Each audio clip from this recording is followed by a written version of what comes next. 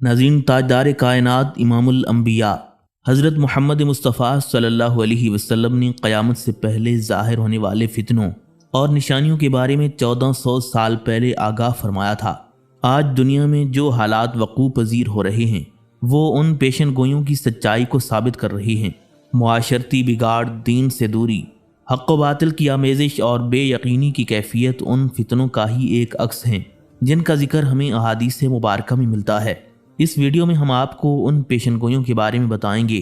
جو قیامت سے پہلے رونما ہونے والے فتنے اور آزمائشیں واضح کرتی ہیں، اور یہ بھی دیکھیں گے کہ آج کے دور میں ان کا عکس کیسے نظر آ رہا ہے۔ حضرت سیدنا علی المرتضیٰ شیر خدا کرم اللہ وجہ الکریم سے روایت ہے کہ تاجدار کائنات صلی اللہ علیہ وسلم نے ارشاد فرمایا، جب میری امت 15 قسم کی برائیوں کا ارتکاب کرے گی تو امت پر بلا اور مصیبتیں آن پڑیں گی۔ پوچھا گیا، یا رسول اللہ صلی اللہ علیہ وسلم وہ کیا کیا برائیاں ہیں؟ سرکار دو عالم صلی اللہ علیہ وسلم نے ارشاد فرمایا، جب مال غنیمت کو اپنے لیے دولت سمجھا جائے گا، جب لوگوں کی امانت کو اپنے لیے غنیمت سمجھ لیا جائے گا، زکوٰۃ کی ادائیگی کو تاوان سمجھ لیا جائے گا، آدمی اپنی بیوی کی اطاعت کرنے لگے گا، آدمی اپنی ماں کی نافرمانی کرنے لگے گا، آدمی اپنے دوست کے ساتھ نیکی اور رواداری کا معاملہ کرے گا اور اپنے باپ کے ساتھ سختی اور بد اخلاقی اور نافرمانی کرے گا، مسجدوں میں بازار کے شور کی طرح شور مچایا جائے گا، لوگوں کا نمائندہ اور ان کا سربراہ ان میں سے سب سے گھٹیا، کم علم، بے عقل اور بے دین ہوگا، آدمی کا اعزاز و اکرام اس کی شرارت سے بچنے کے لیے کیا جائے گا، لوگوں میں شراب کی کثرت ہوگی، مرد بھی ریشم کے کپڑے پہننے لگیں گے، ناچنے گانے والی عورتوں کے ناچ کا شوق ہوگا، گانے اور بجانے کی چیزیں عام ہو جائیں گی اور اسی کا شوق ہوگا۔ اس امت کے آخری لوگ گزرے ہوئے لوگوں پر لان تان کریں گے۔ جب یہ سب آثار ظاہر ہوں گے تو اس وقت سرخ آندھی، زلزلہ، زمین کے دھنس جانے، شکلیں بگڑ جانے اور پتھروں کی بارش کا انتظار کرو، اور ان نشانیوں کا انتظار کرو جو یک کے بعد دیگرے اس تسلسل کے ساتھ آنے والی ہیں کہ جس طرح ہار کی لڑی ٹوٹ جانے سے تسلسل سے موتی نکل جاتی ہیں۔ حضرت حذیفہ رضی اللہ تعالیٰ عنہ کہتے ہیں کہ میں نے رسول اللہ صلی اللہ علیہ وسلم کو یہ فرماتے ہوئے سنا، لوگوں کے دلوں پر فتنے اس طرح ڈالے جائیں گے جس طرح چٹائی کے تنکے ہوتے ہیں، یعنی جس طرح چٹائی میں تنکے ایک کے پیچھے ایک لگائے جاتی ہیں، اسی طرح سے دلوں پر ایک کے بعد ایک فتنے ڈالے جائیں گے۔ پس جو دل ان فتنوں کو قبول کرے گا اس میں سیاہ نقطہ ڈال دیا جائے گا، اور جو دل ان فتنوں کو قبول کرنے سے انکار کرے گا تو اس میں سفید نقطہ پیدا کر دیا جائے گا۔ بس انسان ان فتنوں کے پیش آنے اور ان کے دلوں پر ان فتنوں کی تاثیر و عدم تاثیر کے اعتبار سے دو قسموں میں بٹ جائیں گے، یا یہ کہ انسان کے دل دو قسم کے ہو جائیں گے، ایک تو سفید مثل سنگ مرمر کے کہ جس پر کوئی چیز اثر نہیں ہوتی، اور دوسرا راکھ کے رنگ جیسا سیاہ دل، اوندھے برتن کی مانند کہ اس میں جو کچھ بھی ہو گر پڑے۔ مطلب یہ کہ اس طرح کا دل راکھ کی مانند سیاہ اور اوندھے برتن کی طرح ایمان و معرفت کے نور سے خالی ہوگا۔ حضرت حذیفہ رضی اللہ تعالیٰ عنہ کہتے ہیں کہ ایک دن رسول اللہ صلی اللہ علیہ وسلم نے ہم سے امانت کے بارے میں اور فتنے کے زمانے کے حوادث کے سلسلے میں 2 حدیثیں بیان کیں، ان میں سے ایک تو دیکھ چکا ہوں اور دوسری کا منتظر ہوں۔ یعنی حضور نبی علیہ الصلوۃ والسلام نے پہلی بات جو یہ فرمائی تھی کہ امانت لوگوں کے دلوں کی گہرائی میں اتاری گئی ہے، اس کو اگرچہ میں نے دیکھ لیا ہے، اور دوسری بات یعنی امانت کے اٹھ جانے کے مصداق کا منتظر ہوں۔ چنانچہ رسول اللہ صلی اللہ علیہ وسلم نے ہم سے بیان فرمایا، امانت لوگوں کے دلوں کی گہرائی میں اتاری گئی، پھر انہوں نے اس امانت کے نور سے قرآن کو جانا، اور پھر انہوں نے سنت کو جانا۔ اس کے بعد حضور علیہ الصلوۃ والسلام نے امانت کے اٹھ جانے یعنی ایمان کے ثمرات و برکات کے اٹھ جانے اور اس میں نقص آ جانے کی حدیث بیان فرمائی۔ چنانچہ آپ نے ارشاد فرمایا، آدمی حسب معمول سوئے گا اور امانت اس کے دل سے نکال لی جائے گی، یعنی اس کے ایمان کے بعض ثمرات و انوار ناقص و کم ہو جائیں گے، پس امانت کا اثر نشان کی طرح رہ جائے گا۔ پھر جب وہ دوبارہ سوئے گا اور زیادہ غفلت طاری ہوگی تو اس کی امانت کا وہ حصہ بھی ناقص کر دیا جائے گا اور نکال لیا جائے گا جو باقی رہ گیا تھا، پس اس کے دل میں ایک محل یعنی آبلہ جیسا نشان رہ جائے گا، جیسا کہ تم آگ کی چنگاری کو اپنے پاؤں پر ڈال دو اور اس سے آبلہ پڑ جائے، جو بظاہر پھولا اور اٹھا ہوا ہوگا لیکن اس کے اندر خراب اور گندے پانی کے علاوہ کچھ نہیں ہوگا۔ پھر اس صورتحال کے بعد لوگ صبح کو اٹھیں گے تو حسب معمول آپس میں خرید و فروخت کریں گے، اور ان میں سے ایک شخص بھی ایسا نہیں ہوگا جو امانت کو ادا کرے، یعنی شریعت کے حقوق ادا کرنے والا، فرائض و واجبات کی تکمیل کرنے والا، اور لوگوں کے حق میں کوئی خیانت و بددیانتی نہ کرنے والا کہیں دور دور بھی نظر نہیں آئے گا، یہاں تک کہ امانت و دیانت میں کمی آ جانے کے سبب یہ کہا جائے گا کہ فلاں قبیلہ یا فلاں شہر و آبادی میں لوگوں کی کثرت کے باوجود بس ایک شخص ہے جو امانت دار یعنی کامل ایمان والا ہے اور زبردست سیاسی مہارت و چلاکی اور دنیاوی شان و شوکت کا حامل ہوگا، یا کہا جائے گا کہ وہ اپنے دنیاوی کاروبار اور معاملات میں کس قدر عقل مند ہوشیار، کس قدر خوبصورت و دانا، خوشگوار اور زبان آور ہے، اور کس قدر چست و چالاک ہے، حالانکہ اس کے دل میں رائے برابر بھی ایمان نہیں ہوگا۔ حضرت ابو حذیفہ رضی اللہ تعالیٰ عنہ کہتے ہیں کہ لوگ تو اکثر رسول اکرم صلی اللہ علیہ وسلم سے خیر و نیکی اور بھلائی کے بارے میں پوچھا کرتے تھے، اور میں آپ سے شر و برائی کے بارے میں دریافت کرتا تھا، اس خوف کی وجہ سے کہ کہیں میں کسی فتنے میں مبتلا نہ ہو جاؤں۔ حضرت حذیفہ رضی اللہ تعالیٰ عنہ کہتے ہیں کہ مذکورہ عادت کے مطابق میں نے ایک دن عرض کیا، یا رسول اللہ صلی اللہ علیہ وسلم، ہم لوگ اسلام سے پہلے جاہلیت اور برائی میں مبتلا تھے، پھر اللہ تعالیٰ نے آپ کی بعثت کے صدقے میں ہمیں یہ ہدایت و بھلائی یعنی اسلام کی روشنی عطا فرمائی، جس کی وجہ سے کفر و ضلالت کے اندھیرے دور ہو گئے اور ہم گمراہیوں اور برائیوں کے جال سے باہر آ گئے، تو کیا اس ہدایت و بھلائی کے بعد کوئی اور برائی و بدی پیش آنے والی ہے؟ حضور نبی اکرم صلی اللہ علیہ وسلم نے ارشاد فرمایا، ہاں اس بھلائی کے بعد بھی برائی پیش آنے والی ہے۔ میں نے عرض کیا، تو کیا اس برائی کے بعد پھر ہدایت و بھلائی کا ظہور ہوگا کہ جس کی وجہ سے دین و شریعت کا پھر بول بالا ہو جائے؟ تاجدار مدینہ صلی اللہ علیہ وسلم نے فرمایا، ہاں اس برائی کے بعد پھر بھلائی کا ظہور ہوگا، لیکن اس برائی کے بعد جو بھلائی آئے گی اس میں کدورت ہوگی۔ میں نے عرض کیا کہ اس بھلائی کی کدورت کیا ہوگی؟ حضور علیہ الصلوۃ والسلام نے فرمایا، میں نے کدورت کی جو بات کہی ہے اس سے مراد یہ ہے کہ ایسے لوگ پیدا ہو جائیں گے جو میرے طریقے اور میری روش کے خلاف طریقہ اور روش اختیار کریں گے، لوگوں کو میرے بتائے ہوئے راستے کے خلاف راستے پر چلائیں گے اور میری سیرت اور میرے کردار کے خلاف سیرت و کردار اپنائیں گے۔ تم ان میں دیندار بھی دیکھو گے اور بے دین بھی۔ حضرت حذیفہ رضی اللہ تعالیٰ عنہ کہتے ہیں کہ میں نے عرض کیا، کیا اس بھلائی کے بعد پھر کوئی برائی پیش آئے گی؟ حضور نبی علیہ الصلوۃ والسلام نے ارشاد فرمایا، ہاں ایسے لوگ پیدا ہوں گے جو دوزخ کے دروازے پر کھڑے ہو کر مخلوق کو اپنی طرف بلائیں گے، جو شخص ان کے بلاوے کو قبول کر کے دوزخ کی طرف جانا چاہے گا اس کو وہ دوزخ میں دھکیل دیں گے،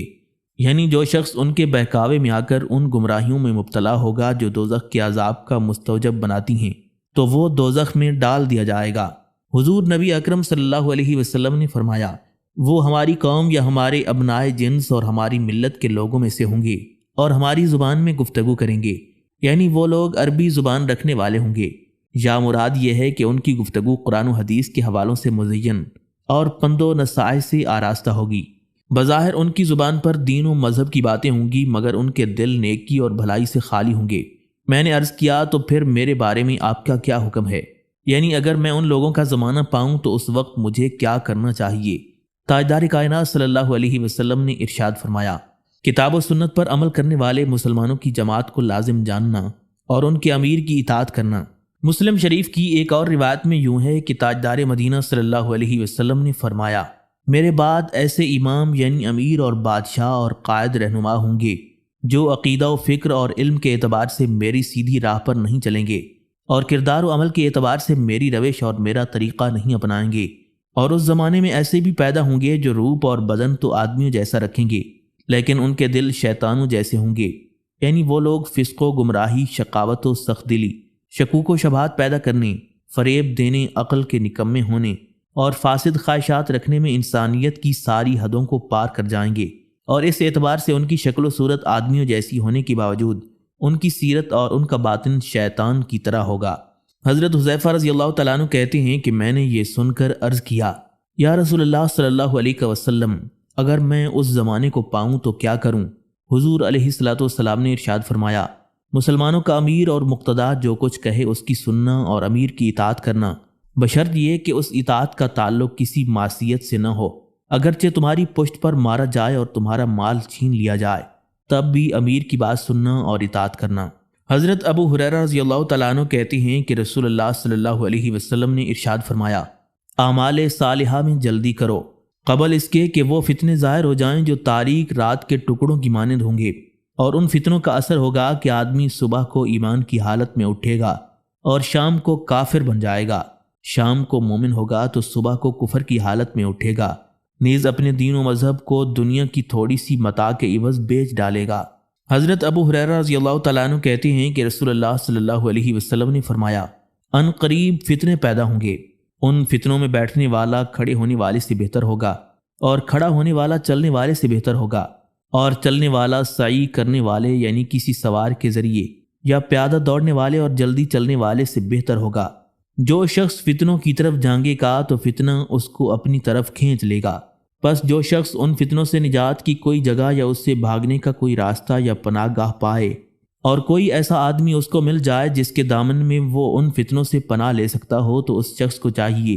کہ اس کے ذریعے پناہ حاصل کر لیں۔ یعنی اگر ان فتنوں سے بھاگنے کا کوئی راستہ مل سکتا ہو تو فتنوں کی جگہ سے نکل بھاگے، یا کوئی ایسی جگہ اس کو معلوم ہو جہاں چھپ جانے کی وجہ سے ان فتنوں سے پناہ مل سکتی ہو تو وہاں جا کر چھپ جائے۔ مسلم شریف کی ایک اور روایت میں یوں ہے کہ حضور نبی علیہ الصلوۃ والسلام نے فرمایا، جب کوئی فتنہ ظاہر ہوگا تو اس فتنے میں سونے والا شخص جو اس فتنے سے غافل اور بے خبر ہو اور اس کے بارے میں اطلاعات نہ سنتا ہو،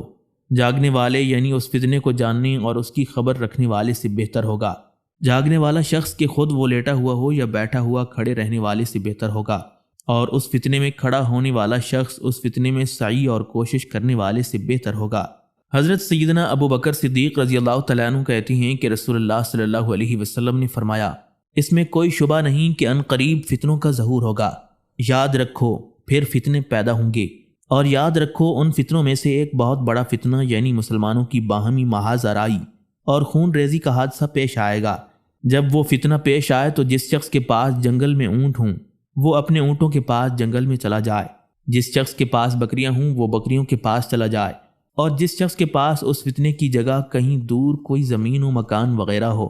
تو وہ اپنی اس زمین پر یا اس مکان میں چلا جائے۔ ایک شخص نے یہ سن کر عرض کیا، یا رسول اللہ صلی اللہ علیہ وسلم مجھے بتائیے کہ اگر کسی شخص کے پاس نہ اونٹ ہوں نہ بکریاں ہوں اور نہ کسی دوسری جگہ کوئی زمین و مکان وغیرہ ہو کہ جہاں وہ جا کر گوشہ عافیت اختیار کرے اور اس فتنے کی جگہ سے دور رہ سکے تو اس کو کیا کرنا چاہیے؟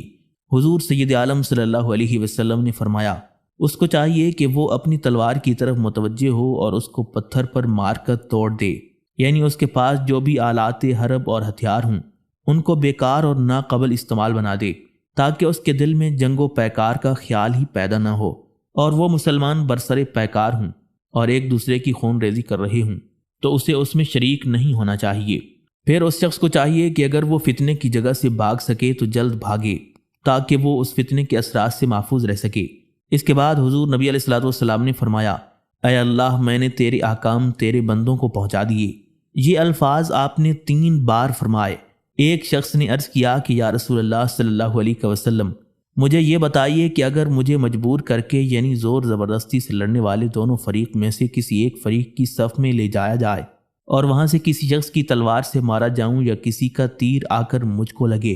جو مجھے موت کی آغوش میں پہنچا دے تو اس صورت میں قاتل اور مقتول کا کیا حکم ہے؟ حضور سید عالم صلی اللہ علیہ وسلم نے فرمایا، تمہارا وہ قاتل اپنے اور تمہارے گناہ کے ساتھ لوٹے گا اور دوزخیوں میں شمار ہوگا۔ حضرت اسامہ بن زید رضی اللہ تعالیٰ عنہ کہتے ہیں کہ ایک دن نبی کریم صلی اللہ علیہ وسلم مدینہ منورہ کے ایک بلند مکان کی چھت پر چڑھے اور پھر صحابہ کو مخاطب کر کے فرمایا، کیا تم اس چیز کو دیکھتے ہو جس کو میں دیکھ رہا ہوں؟ صحابہ کرام نے جواب دیا، نہیں۔ حضور علیہ الصلوۃ والسلام نے فرمایا، حقیقت یہ ہے کہ میں ان فتنوں کو دیکھ رہا ہوں جو تمہارے گھروں پر اس طرح برس رہے ہیں جس طرح می برستا ہے۔ حضرت ابو ہریرہ رضی اللہ تعالیٰ عنہ کہتے ہیں کہ رسول اللہ صلی اللہ علیہ وسلم نے فرمایا، وہ وقت بھی آنے والا ہے جب زمانے ایک دوسرے کے قریب ہوں گے، علم اٹھا لیا جائے گا، فتنے پھوٹ پڑیں گے، بخل ڈالا جائے گا اور حرج زیادہ ہوگا۔ صحابہ کرام نے یہ سن کر عرض کیا کہ حرج کیا چیز ہے؟ حضور نبی علیہ الصلوۃ والسلام نے فرمایا، حرج سے مراد قتل ہے۔ حضرت ابو ہریرہ رضی اللہ تعالیٰ عنہ کہتے ہیں کہ رسول اللہ صلی اللہ علیہ وسلم نے فرمایا، قسم ہے اس ذات پاک کی جس کے ہاتھ میں میری جان ہے، پوری دنیا اس وقت تک فنا نہیں ہوگی جب تک لوگوں پر ایسا دن یعنی بد امنی و انتشار، فتنہ کی شدت انتہا سے بھرا ہوا وہ دور نہ آ جائے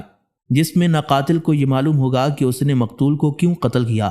اور نہ مقتول یا اس کے ورثاء و متعلقین کو یہ معلوم ہوگا کہ اس کو کیوں قتل کیا گیا۔ پوچھا گیا کہ یہ کیسے ہوگا، یعنی اس کی وجہ کیا ہوگی؟ کہ قتل کا سبب نہ قاتل کو معلوم ہوگا نہ مقتول کو۔ حضور سید عالم صلی اللہ علیہ وسلم نے فرمایا، حرج کے سبب نیز قاتل و مقتول دونوں دوزخ میں جائیں گے۔ حضرت معقل ابن یسار کہتے ہیں کہ رسول اللہ صلی اللہ علیہ وسلم نے فرمایا، فتنے کے زمانے میں اور مسلمانوں کے باہمی محاذ آرائی اور قتل و قتال کے وقت پوری استقامت اور مداومت کے ساتھ دین پر قائم رہنے اور عبادت و نیکی کرنے کا ثواب میری ہجرت کرنے کے ثواب کی مانند ہے۔ حضرت زبیر ابن عدی تابعی کہتے ہیں کہ ایک دن ہم لوگ حضرت انس بن مالک رضی اللہ تعالیٰ عنہ کی خدمت میں حاضر ہوئے